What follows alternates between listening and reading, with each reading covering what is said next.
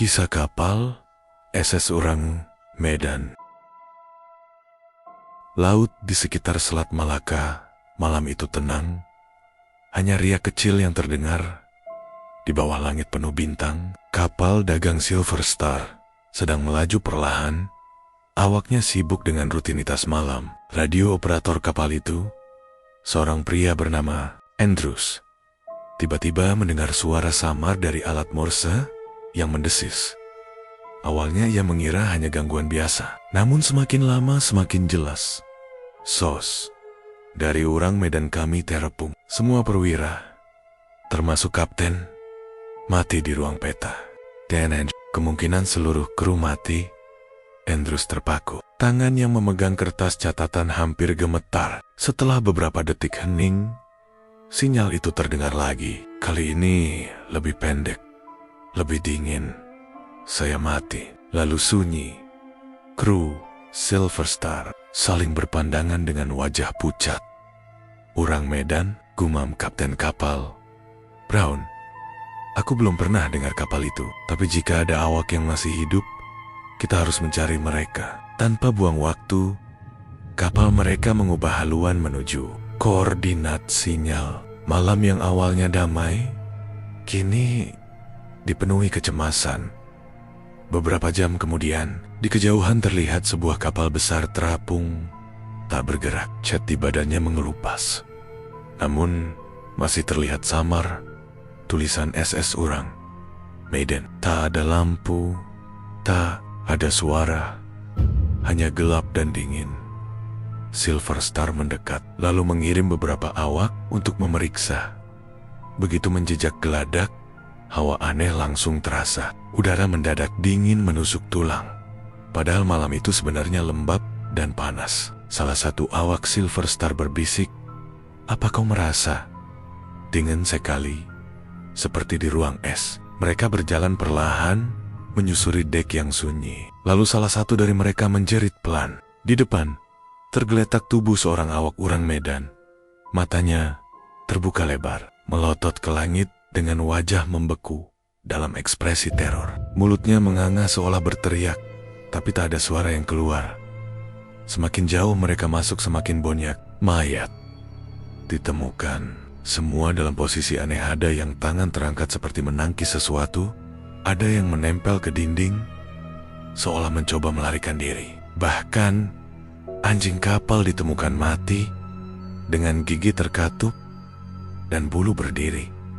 Tak satu pun menunjukkan tanda luka fisik. Tidak ada darah, tidak ada bekas senjata, hanya wajah-wajah yang seolah membeku dalam ketakutan abadi. Seorang awak Silver Star muntah di pojok, tak tahan dengan pemandangan itu. Kapten Brown sendiri akhirnya naik ke Urang Medan. Ia melihat peta. Navigasi masih terbuka di ruang anjungan. Jam kapal masih berdetak. Tapi semua kru tanpa terkecuali mati. Di ruang radio, mereka menemukan operator tewas menunduk di atas alatnya. Jari masih menekan tombol Morse. Wajahnya membiru, tapi matanya tetap terbuka, menatap kosong. "Apa yang terjadi di sini?" Kapten Brown berbisik.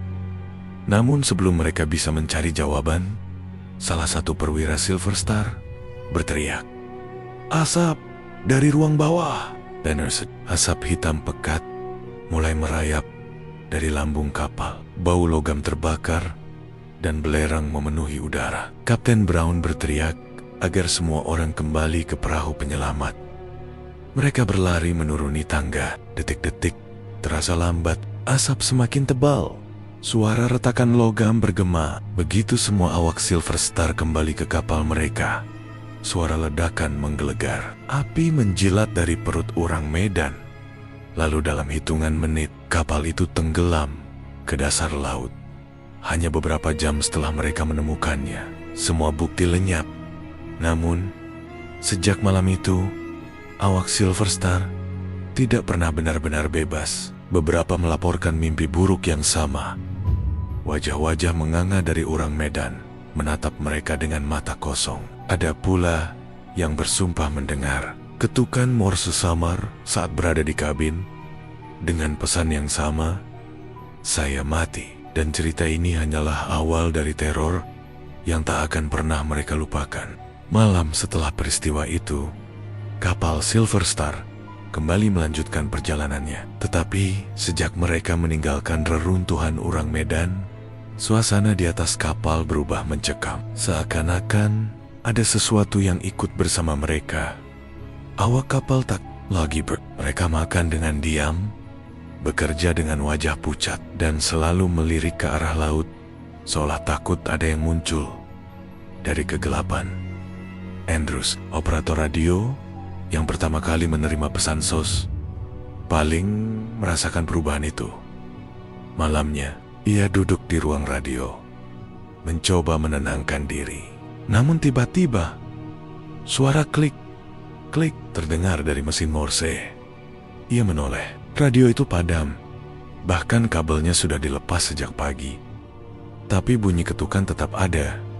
Ritmenya jelas. Andrews buru-buru mencatat di kertas. Saat ia menulis, tubuhnya langsung gemetar. Tulisan itu berbunyi, "Ini Urang Medan. Kami tidak tenggelam." Keesokan paginya, salah seorang awak Silver Star ditemukan pingsan di geladak. Tubuhnya basah kuyup, padahal malam itu laut tenang dan tak idahud. Saat ia sadar, ia hanya bisa berbisik lirih. "Aku melihat mereka." Mayat-mayat itu mendayung perahu kecil, mengitari kapal kita. Cerita itu membuat sebagian awak ketakutan. Ada yang menolak tidur, ada yang berusaha mengikat diri keranjang karena takut terbawa pergi. Kapten Brown berusaha menjaga wibawa, tapi matanya sendiri menunjukkan kegelisahan. Malam berikutnya, ketakutan itu semakin menjadi nyata. Seorang penjaga malam melihat sesuatu di laut. Kilatan cahaya samar, seperti api biru, melayang di atas permukaan air. Semakin lama, semakin banyak mengelilingi Silver Star. Dari jauh, terlihat seperti puluhan tubuh pucat terapung. Wajah mereka persis sama dengan mayat di Urang Medan. Penjaga itu menjerit, membangunkan semua kru. Saat mereka berlari ke dek, fenomena itu lenyap begitu saja. Laut kembali gelap, namun hawa dingin yang menusuk tulang tetap terasa, lebih tajam dari malam sebelumnya. Andrews, yang mulai putus asa, bersuara gemetar, "Kapten, ini bukan sekadar kapal karam. Mereka tidak pergi. Mereka ikut bersama kita." Keesokan harinya, cuaca mendadak berubah. Langit menghitam, angin kencang mengguncang Silver Star. Kapal berguncang keras di atas ombak besar. Semua orang sibuk menahan layar dan tali agar kapal tidak terbalik. Namun di tengah badai itu, seorang awak berteriak histeris. Ia menunjuk ke arah gelombang. Sosok kapal tua muncul di kejauhan, terapung di atas air hitam. Meski sudah tenggelam semalam, tulisan samar Urang Medan jelas terlihat di badan kapalnya. Kapal hantu itu bergerak perlahan, seolah mengikuti Silver Star. Tak ada api, tak ada ledakan, hanya gelap. Dan puluhan bayangan awaknya terlihat di geladak, berdiri diam, menatap lurus ke arah mereka.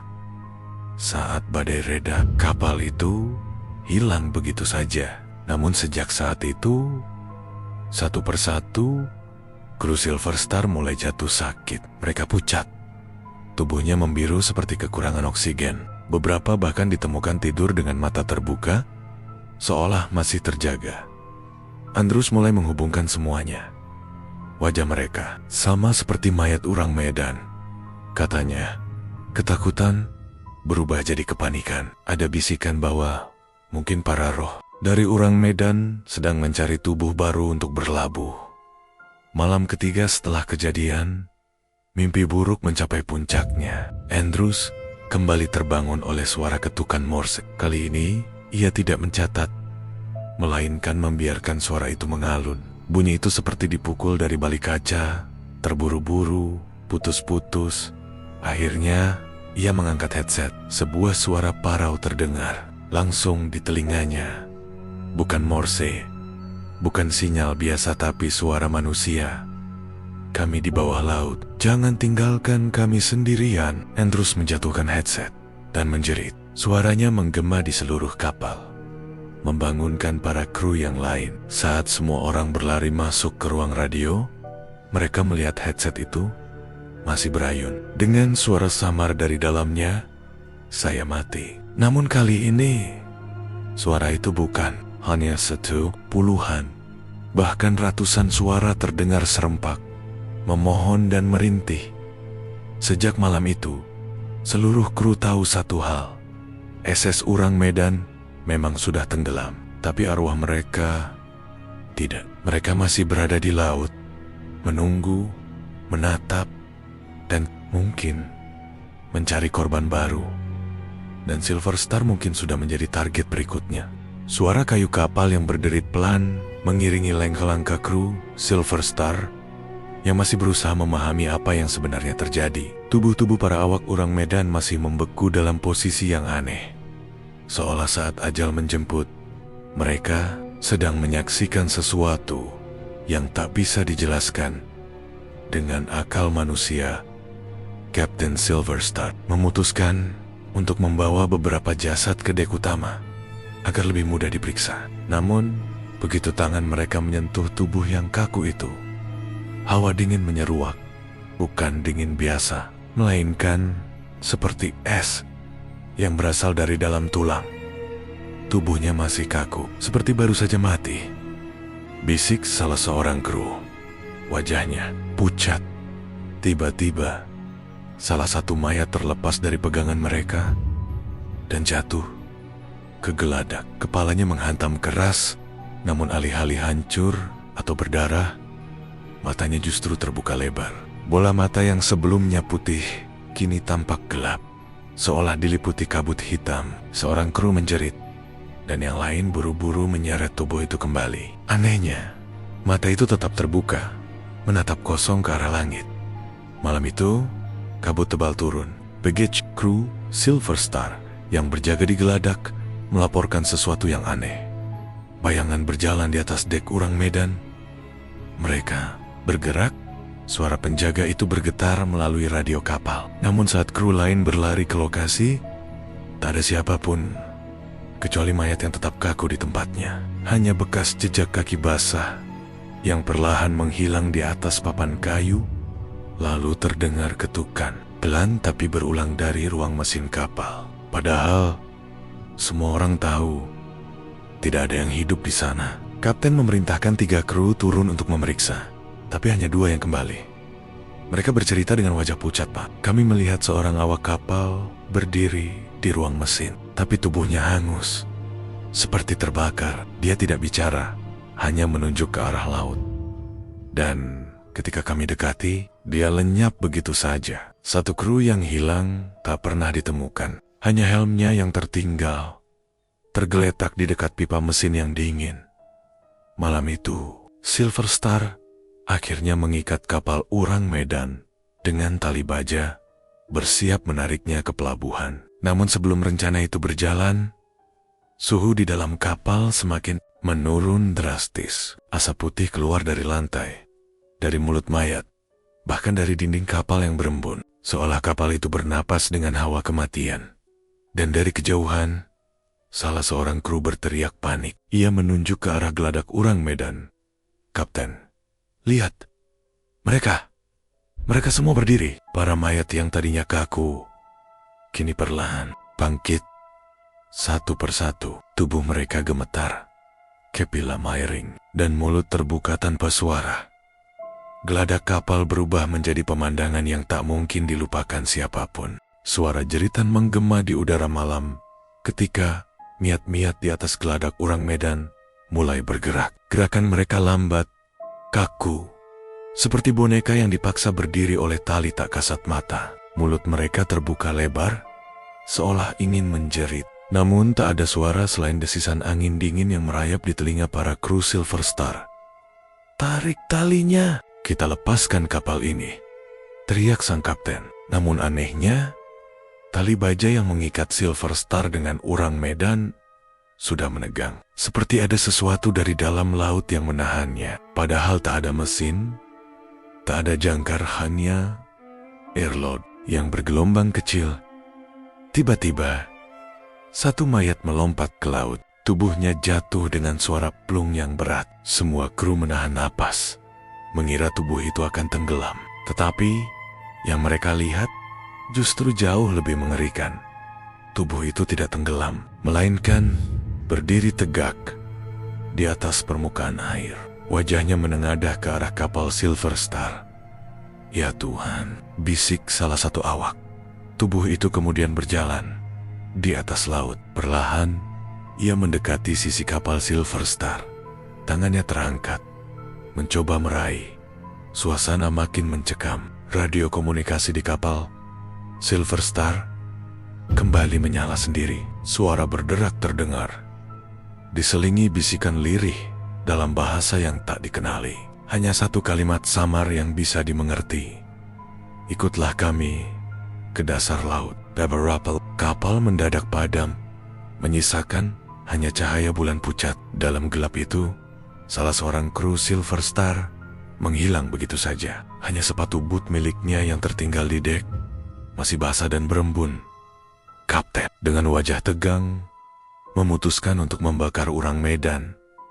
Kalau kapal ini kutukan, maka satu-satunya cara adalah menghancurkannya. Kalau tidak, kita semua akan ikut binasa.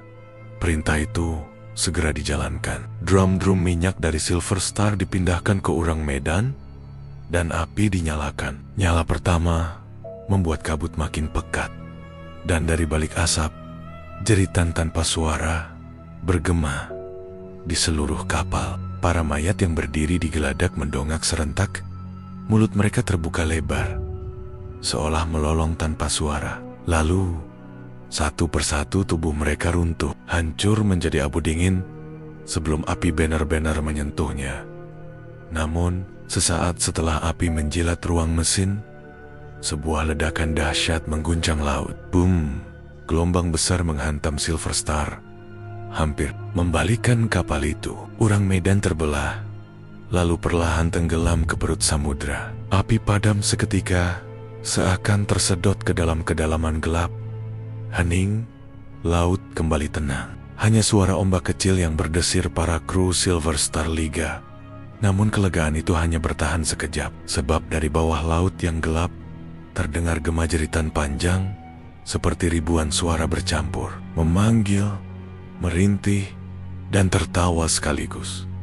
Kapten menatap ke arah laut yang tenang itu dengan wajah pucat. Ia tahu sesuatu telah dibangunkan, sesuatu yang tidak ikut tenggelam bersama kapal, melainkan kini mengikuti mereka. Malam itu, setelah ledakan besar menenggelamkan urang Medan, laut kembali tenang, seakan tak pernah terjadi apa-apa. Para kru Silver Star terdiam, basah kuyup, tubuh mereka masih gemetar. Mereka merasa sudah selamat, tapi rasa lega itu hanya bertahan sebentar. Seorang awak kapal tiba-tiba menutup telinganya. "Aku dengar lagi," bisiknya dengan wajah pucat. "Apa yang kau dengar?" tanya kapten. "Jeritan, sama seperti di radio tadi. Mereka masih memanggil kita." Semua menoleh ke arah laut yang hitam pekat. Ombak bergulung pelan, tapi di antara suara air terdengar bisikan samar, semakin lama semakin jelas, seperti ratusan suara berbisik serempak. "Ikutlah, ikutlah, ikutlah." Malam itu, beberapa awak mimpi buruk bersamaan. Mereka semua mengaku melihat hal yang sama. Wajah-wajah awak urang Medan membeku dengan mulut ternganga, menatap tajam dari dasar laut. Ada yang melihat tangan-tangan pucat menempel di kaca jendela kabin. Ada pula yang mengaku tubuhnya ditarik keluar dari ranjang menuju gelap lautan. Keesokan harinya, satu persatu, kru mulai hilang.